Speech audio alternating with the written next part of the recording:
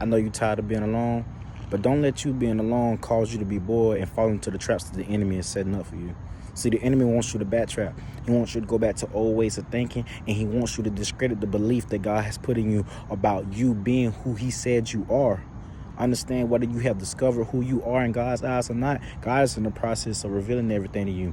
See, the reason why you're alone because you entering a season of isolation. Whether you've been in that season of isolation for some time or you're a person that you starting to realize that you're alone, you can't connect with anybody. Listen, we all at some point in our life have to be in the season of isolation in order to connect better with God. Why? Because that is the way that God takes us under his wings and remove all the things that's not supposed to be around us. Listen, I understand it get real lonely. I understand it get real painful, but you got to go through this, because if you knew what was on the other end of you choosing to persevere and fight for your connection with God, then you will understand that those things that you currently have around you aren't needed. And that's why you by yourself, so you connect with yourself, so you connect with God, because God needs you.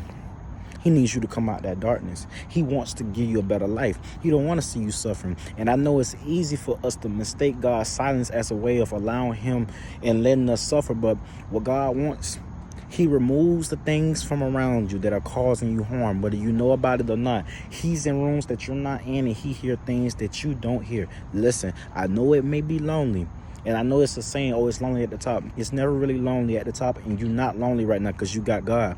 God put you by yourself right now so you can sit down and get to know who you truly are and not who you think you currently is right now. Because we all start off in a form of not knowing, which is a false identity that the enemy makes us think that we need when it comes to drug addiction, when it comes to people, when it comes to anything that's tied to a form of codependency, that's tied to a form of mental bondage and physical bondage. God's in the process of breaking that. So don't get scared.